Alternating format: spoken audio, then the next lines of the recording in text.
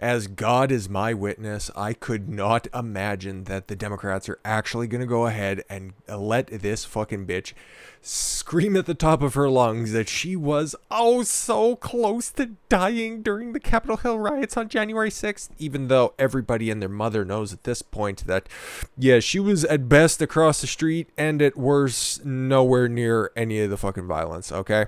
There is no reason for her to continue to try to double down on this. But the bitch is going to be telling her story. As of like right now, I'm pretty sure that she is up there flapping her gums, and I'm just going to place a bet that probably within the first 3 sentences, her story completely falls apart because there's no consistency there whatsoever.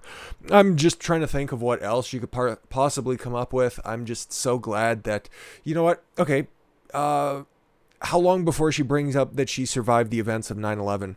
She's from New York, of course. Or even the previous World Trade Center bombings in 94, 99. How she is just a survivor, though. But she's going to kick off a special order hour in the House today. And members of Congress will come together on the floor today to recount their experiences of January 6th Capitol attacks. Representative Alexandria Ocasio-Cortez worked with the Congressional Progressive Caucus to organize the special order hour with the goal of creating space for members to talk about their lived experiences. They don't necessarily have to be true.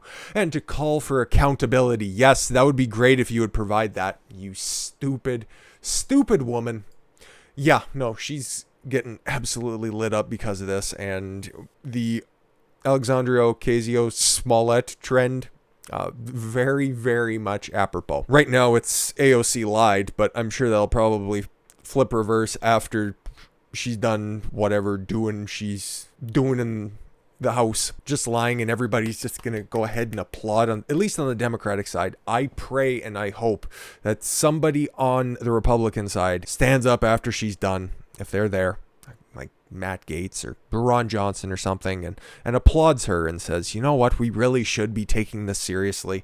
And because there's no evidence or there's no accounts of this happening doesn't necessarily mean that it didn't happen. You know what we should be doing?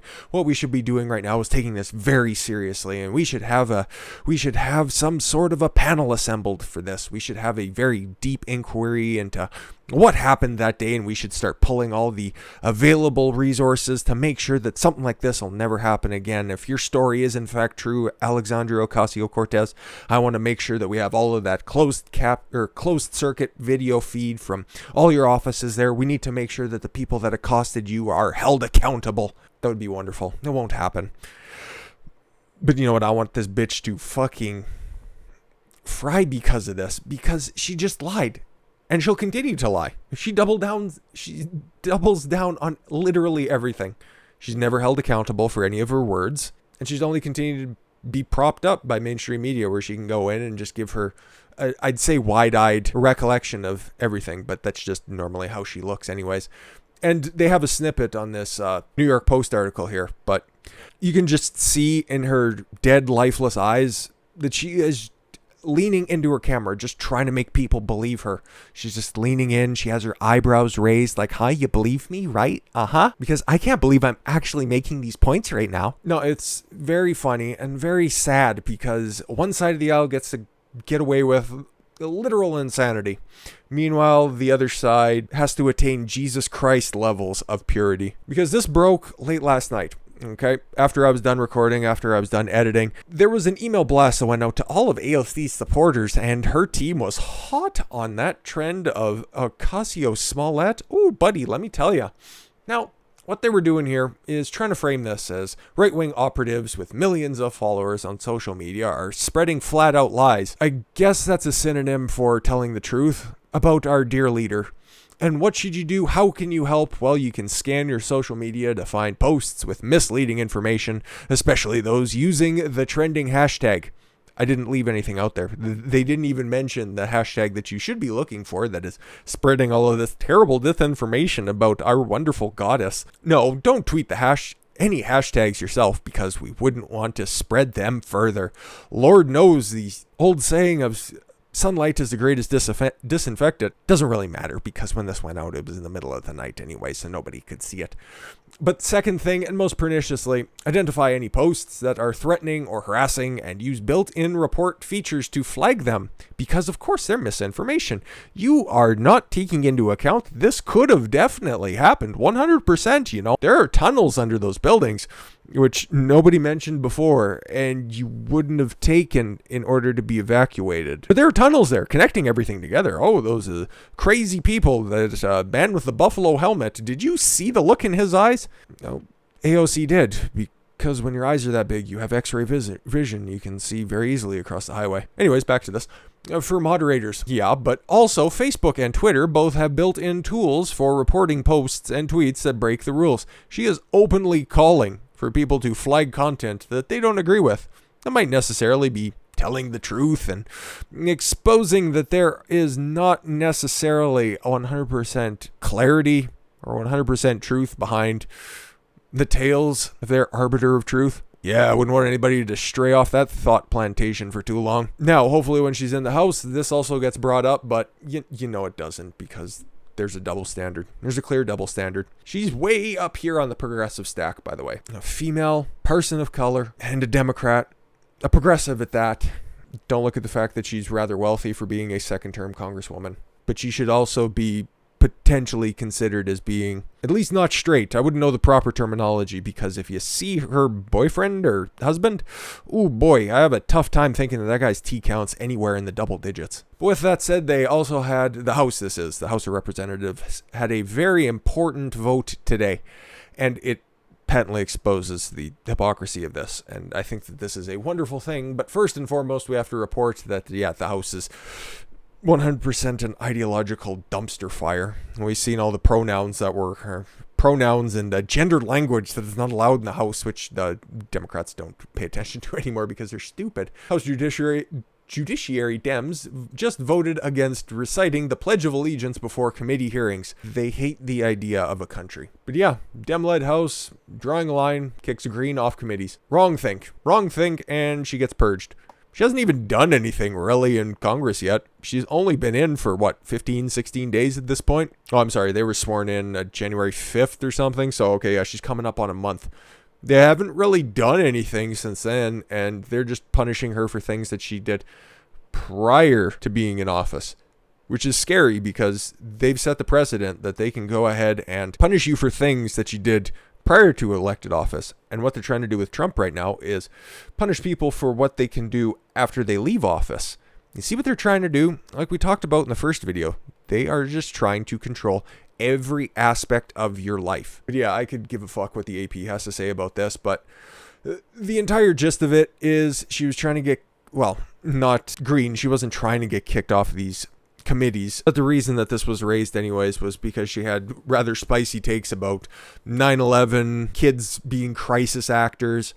They probably just liked some post, but let's get into what she actually had to say, because instead of just going with second and third hand information that, oh, she's a Nazi and a QAnon supporter, I've seen the stuff, I've parroted some of the points because that's just what's been widely accepted at this point, but there's actually some backup here. There is some words that she said that she's admitted to, so here we go. Said a previous statement on social media about school shootings and the September 11th terrorist attacks, those are legitimate terrorist attacks, do not reflect her views today, while decrying the organized attempt to cancel her assignments. They were successful.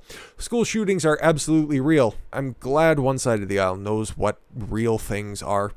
I truly believe that children at school should never be left unprotected. Yep, that's why I think, okay, as much shit as I like to give teachers, I think they should be licensed and able to carry firearms. Because the only way that you stop a shooter is with another good shooter. I truly believe that children at school should never be left unprotected.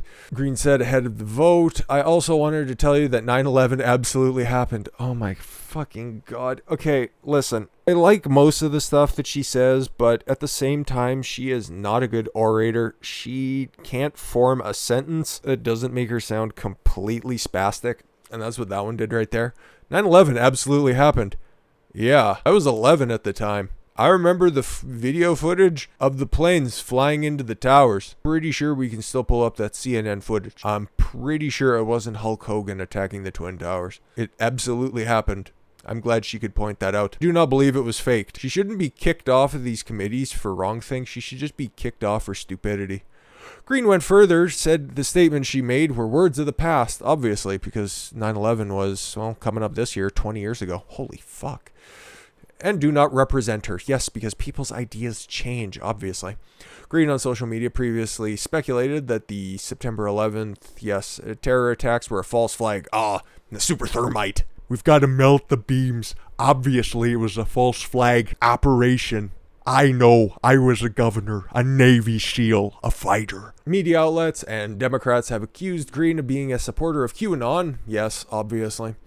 Reports also claimed she liked a Facebook comment suggesting that a bullet in the head of Nancy Pelosi would be quicker. Oh no, she pressed like on something on Facebook. Ooh. I was allowed to believe things that weren't true, and I would ask questions about them, and I would talk about them, and I was absolutely what I regret. What, a quest for knowledge? Fuck you. Don't stand down.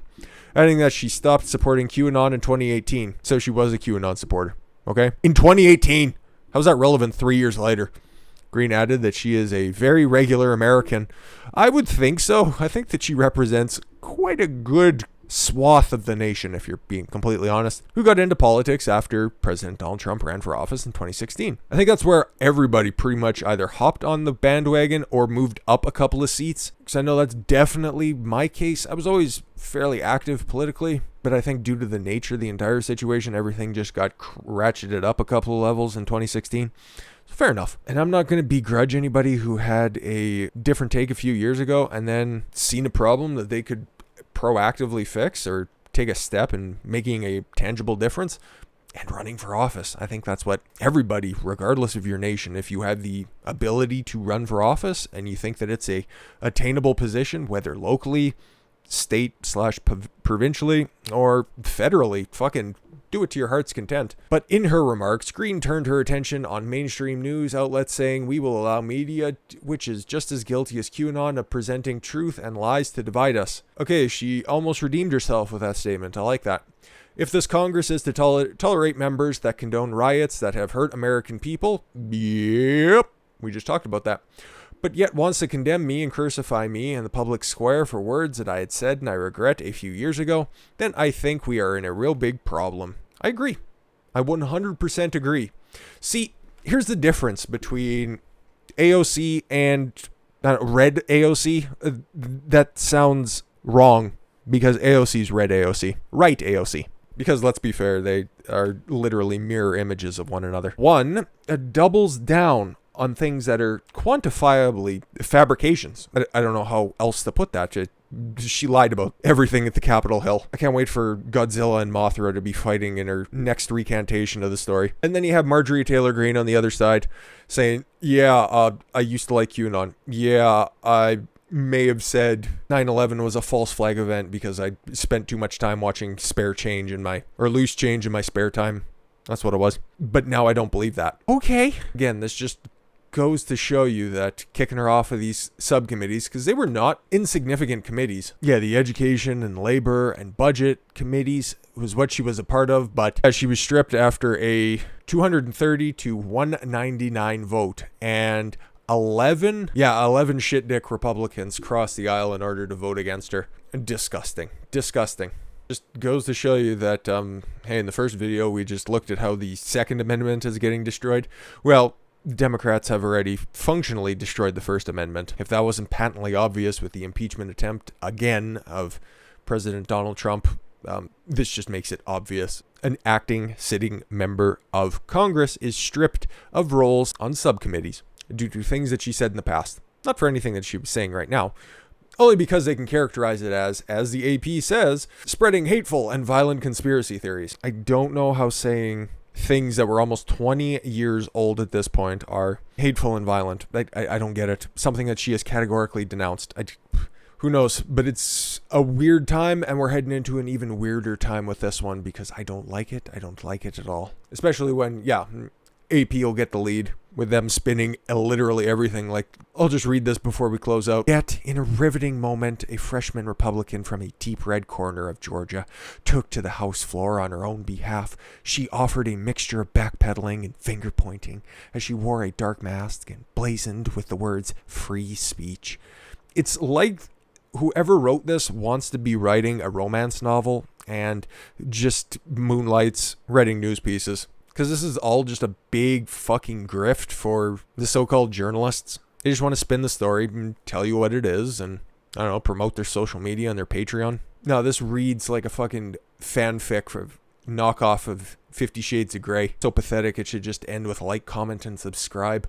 No, there's injustice happening in the House, and I look forward, actually I shouldn't say I look forward to what AOC has to say, but if it's exceptionally stupid, I'll cover it, but I highly doubt it. I might just make a passing mention to it tomorrow, but rules for thee and not for me. Ideological hunting is on display. And I'll close by saying Alex Jones was right. I thank you all very much for the gift of your time. I've been Don Consuelo. I want you to follow your gut and get after it. Take care, everyone.